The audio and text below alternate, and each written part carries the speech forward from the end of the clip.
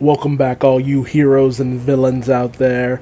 I'm Duuz-Diz-Din. This episode is stupid late, but I'm doing it anyway for shits and giggles. So it's Young Justice Outsiders, Season 3 of the Young Justice series, Episode 7, titled Evolution. No, not Dragon Ball evolution, but human evolution, as we see Cassandra Savage, daughter of Vandal Savage, being handed a book by this older woman named Olympia. And this book is The Life and Times of Vandal Savage. Now, Cassandra Savage was originally introduced in DC's Legends of Tomorrow. Initially, I had thought that maybe she was a different version of Scandal Savage, but Scandal was never quite the devout follower of her father, Vandal Savage, whereas Cassandra very much was.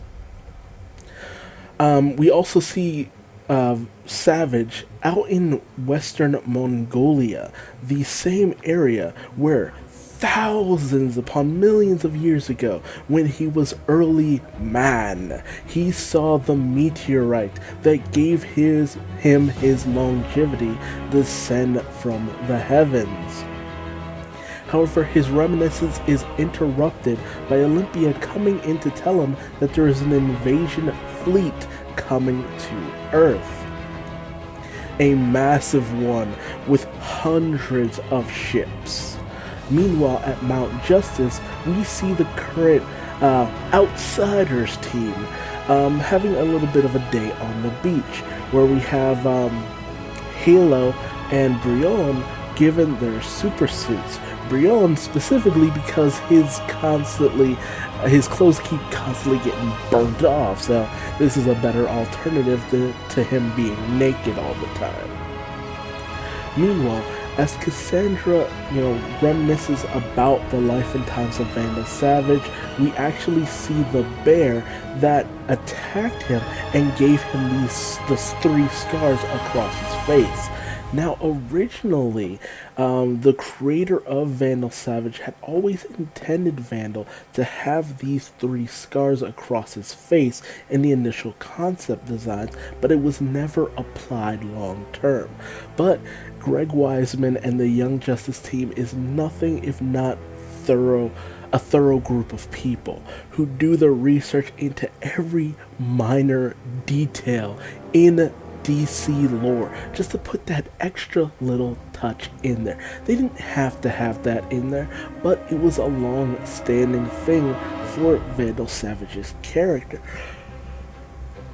It was never used, and I love the fact that they just starting to give us some real concrete answers.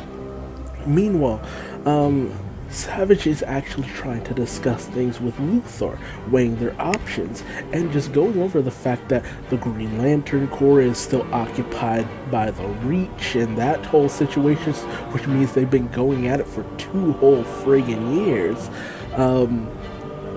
Half of the League is still off-world, dealing with the interplanetary, kind of peace mission, more or less.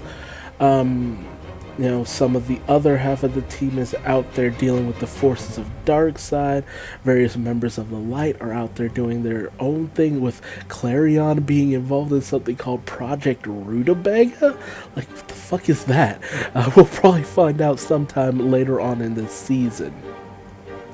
But as we cut back to Cassandra learning about the history of her father, we find that he killed the bear with a rock, which in and of itself is actually a pretty massive feat. Like, damn, dude. Meanwhile, Forager is training with Dick in order to get his mind very observant of his surroundings. Halo is training with Artemis in order to get Halo to be able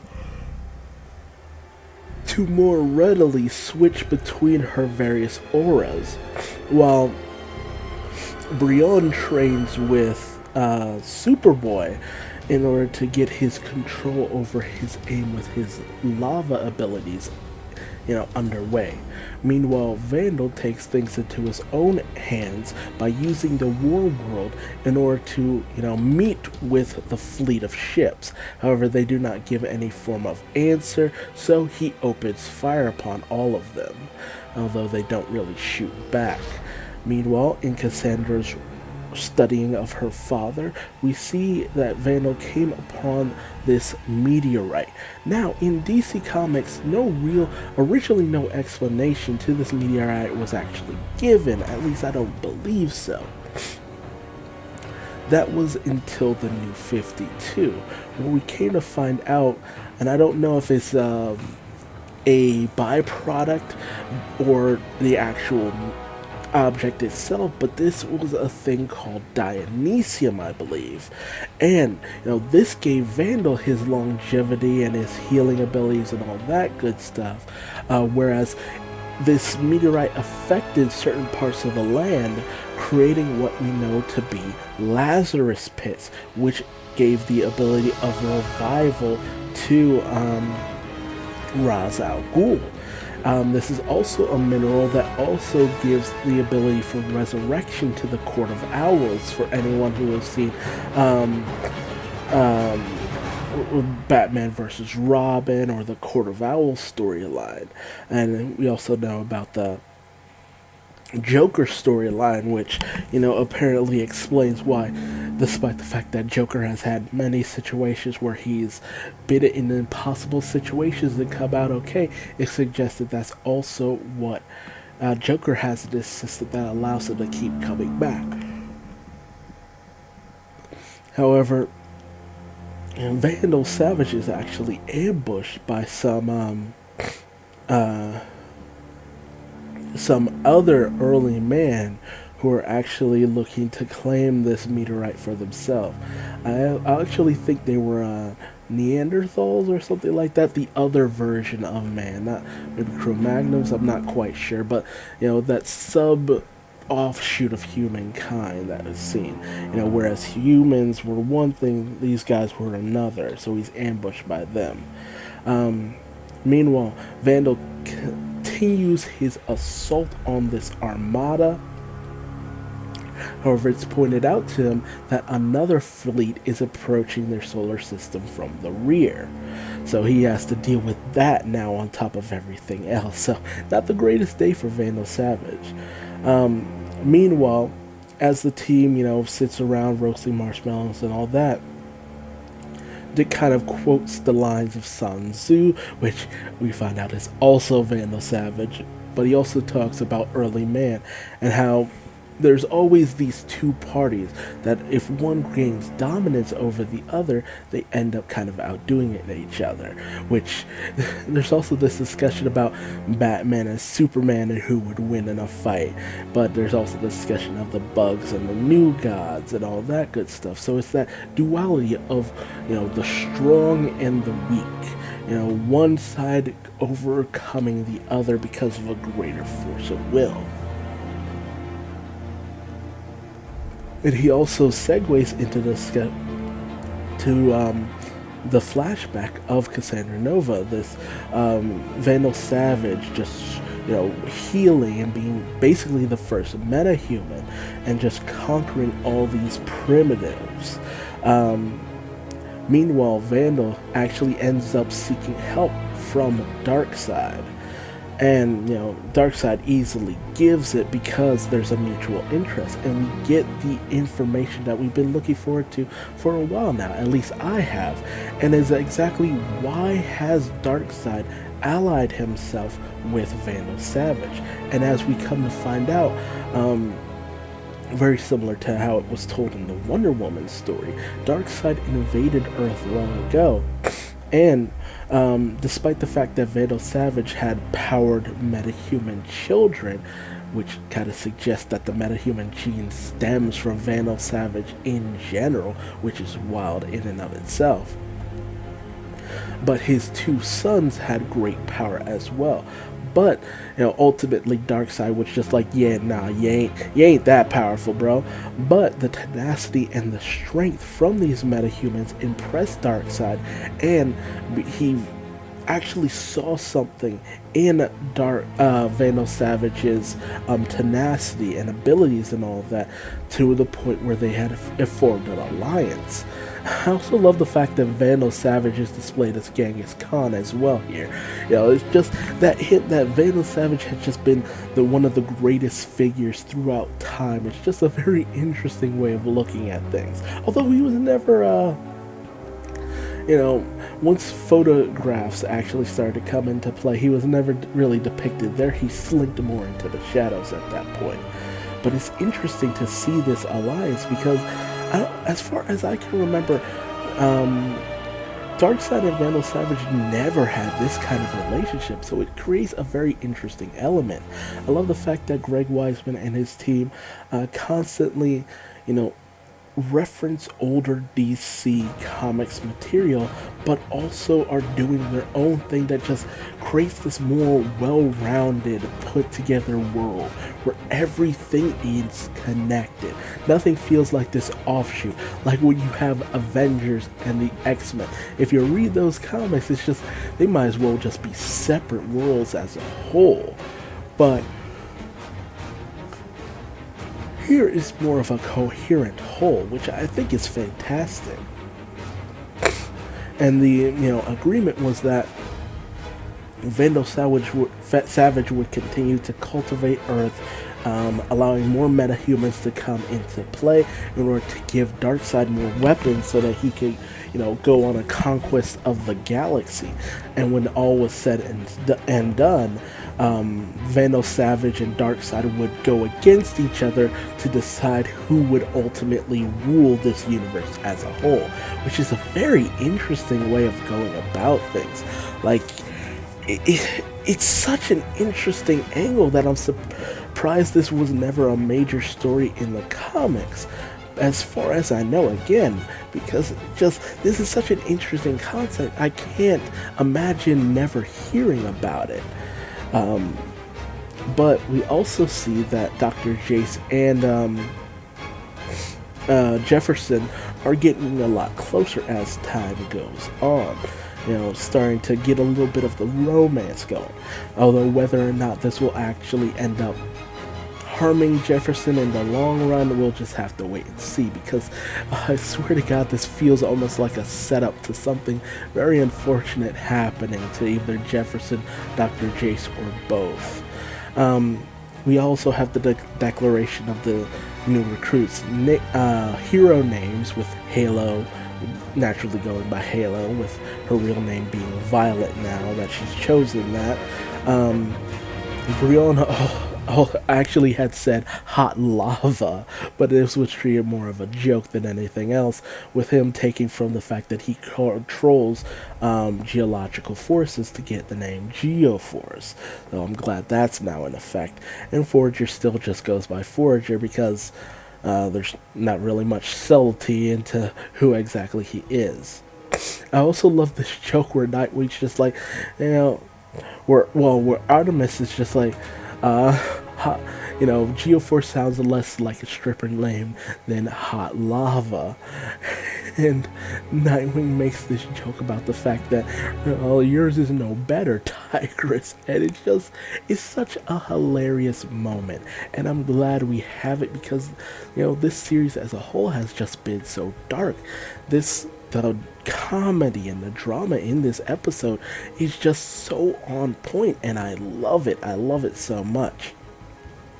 But meanwhile, with the battle with Warworld and the enemy forces, in comes Darkseid's forces led by Kalibak.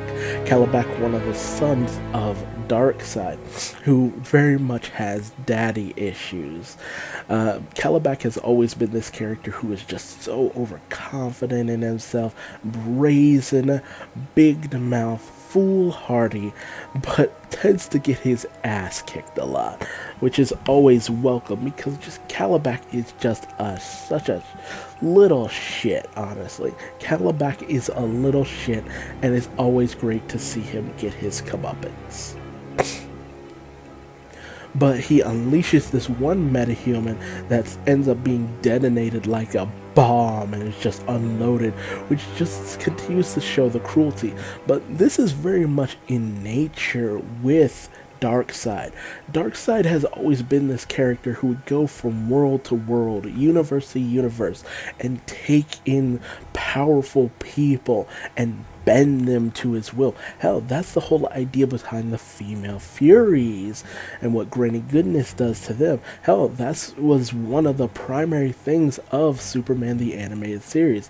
The very finale of it was Darkseid taking in Clark and bending him to his will, creating a brutal enforcer, which was also an altered Superman's name during one of the New 52 series, Earth 2, and it's just a reoccurring thing that Darkseid does. He loves to just bend people and get them under his control and just use them up until there's nothing left. So it just ties so well into the overall mythos of the DC universe, and so many characters act in character that it's just a delight. It's a delight to anyone who knows DC, and it's good storytelling as a whole, as nothing feels disjointed or out of place. Where so many just things are just lining up in a way that just makes so much sense now. However, in the wreckage, Vandal notices Starro, one of the miniature Starros attached to the people's helm faces, and he realizes that there must be an enemy force out there controlling all of them, so he puts Cassandra in control of the war world. Going back to Cassandra's studies, we come to find out that if you've played the game Young Justice Legacy, where the mention of the hero Marduk of Babylonia was mentioned, we come to find out Vandal Savage was Marduk, which just, it brings so much full circle. There's so much connection. It creates this greater hold. And he had this daughter, Ishtar, I think it was Ishtar, who was Babylonian goddess and all that good stuff, his child. And one of his other child was Nabu. What? One of the gods of order, but this kind of slants Nabu as a whole, because it makes you wonder whose side Nabu ultimately is on. As I've said in the previous episode, Nabu tends to kind of be this dubious character. Though he believes in complete order and all that good stuff, he's not above sacrificing people in order to get what he wants. And now making him a child of Vandal Savage? Dude, that opens up a whole nother layer on all of this. And they were under attack, under siege by these forces of Starro. And as they fought this epic battle in order to try to defeat all of them, Nabu was slain. His essence apparently at some point must have inhabited the helm of Nabu, the helm of fate, which, brings up a lot of questions, because Nabu was originally a god. So how, it ended up he ended up taking over the helm, and how he has all these powers, that kind of brings a few things into question. But Marduk and Ishtar managed to slay all of these creatures. Meanwhile, back on the war world, Vandal teaches Cassandra how to control the war world with a good amount of precision, and they manage to detect the outlying ship where Starro's control is coming from. Meanwhile, Jefferson and Dr. Jace get some busy time, so they are moving their relationship along fairly fast. Although I need to recheck how much time as a whole has actually passed. But Vandal goes in to combat Starro, punching it right in its eye, weak point for maximum damage, while Cassandra on the war world destroys the last ship. We also see the origins of how Starro was frozen and entombed in ice in Atlantis, where Ishtar and Marduk, Vandal Savage, had, submerged him in order to get rid of him and formed the very first incarnation of the light. God, there's so much detail, so much background, so much backstory. It is friggin' insane. Just to unload all of this, just here and now, is just so interesting. Speaking of which, we also see that when Dick congratulates the team on a successful training outage, they get ready to have a nice snack, and Halo activates another ability, her green ability, which is holographic images. Now, whether or not there's actually any substance to these images or not is very much unknown. I think they're just ultimately projections, though, which in and of itself is still very interesting. So that's another ability for her under her belt. Meanwhile, Olympia is so glad to see that Vandal is in top form. She's really a zealot for Vandal Savage and everything going on with him, which, Cassandra also is. And talks about continuing to chronicle Vandal's adventures and his abilities and everything that he does. Only for Vandal to say, no, I told you not to do that. If any of this were to get out, it would reveal all my plans and machinations, everything I have set up for, centuries into the future as well. And ultimately, he ask her what her favorite story is, and she talks about it being the one with the bear, because it tells of his greatness even before he gained his immortality. But ultimately, this was just a way of giving her a moment of peace and happiness before he breaks her neck, killing her. And Cassandra ultimately rationalizes this as a mercy killing. It became very obvious that Olympia, who is in fact the daughter of Vandal Savage, another daughter, had been losing her mind and was no longer able to fully stand by Vandal's side. And, that's where Cassandra came in. She was the replacement for Olympia, basically. That's why she was given the teachings and, told she had come of age and was ready to have the mantle of assistant, second in command, the right hand person of Vandal passed on to her. But a lot of Olympia's teachings, her gospel of Vandal Savage, still rings through Cassandra's mind, and it's just such a fascinating moment, because it creates this wonder of just how much humanity still exists within Vandal Savage, how much care he actually has for his family. Cassandra rationalizes the killing of her sister as a mercy, but was it? Was it really, ultimately? And I love the fact that we also see Starro imprisoned here, Mongol, as well as Despero. So they're all still contained within Warworld. So who knows how many other characters are contained within all these pods, because it's highlighted that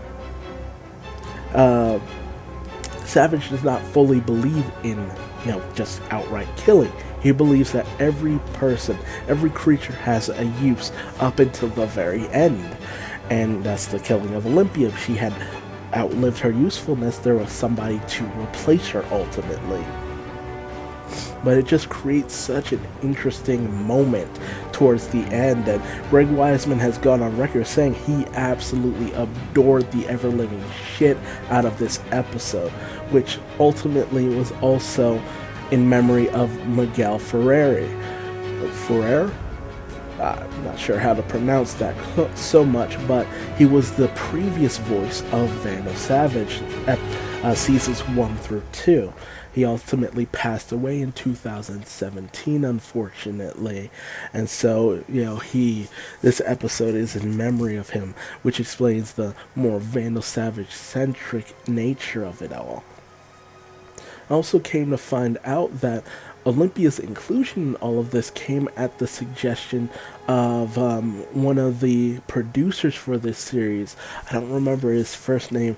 Vitali, it was his last name, but Originally it was just going to be Cassandra, but they decided to include Olympia because he felt that this episode needed a little bit more oomph.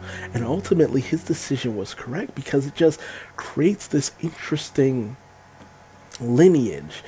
Vandal Savage has already always been backed by his children.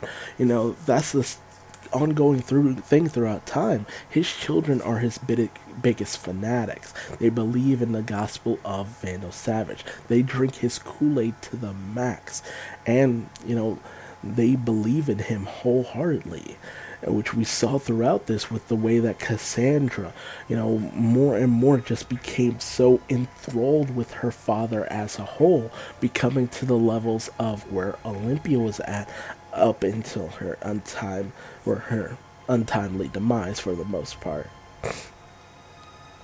But it really did create such an interesting caveat to this story as a whole, and it just did so much to build on Vandal Savage's character, and it answered so many questions, brought a lot of things full circle, showed the depths of how things went, and also showed the machinations of the light, how far-reaching it all was, because there was nobody left to really confront this threat on Earth except for Vandal Savage himself, which just speaks volumes about how wrapped around their little finger the light has so much of Earth's superheroes. And I think that was a great choice. This was a great episode as a whole, and I'm so glad to have seen it. It was so interesting, so fascinating, and honestly I could just go on and on about how interesting this episode was. But tell me your thoughts in the comment section below. Did you enjoy this episode as much as I did, or did you feel that it wasn't quite interesting and you wish to see the plot move a little bit more further than just getting some backstory on Vandal Savage? But even through that, we learned a lot about the plot. But did you enjoy hearing about Vandal Savage's backstory, about his allegiance with Darkseid? Did you feel that Olympia and the relationship with Cassandra did a lot, or do you feel that they were unnecessary characters? What do you feel about the little interludes with the team and how they were training? Do you feel that ultimately we could have done without that, or would you have preferred that to be the core focus of this episode? But hey, that's the end. Leave me a like if you liked what I had to say about this episode, or a dislike if you didn't, and tell me what I did wrong in the comment section below so that I might improve myself for future videos. And hey, how about subscribing, because I'll definitely be bringing you more episode reviews of each Young Justice Outsiders episode, because there's just so much for me to talk about. And if you're interested in listening, stick along. Tag along. There we go. That's the right word. Bye-bye.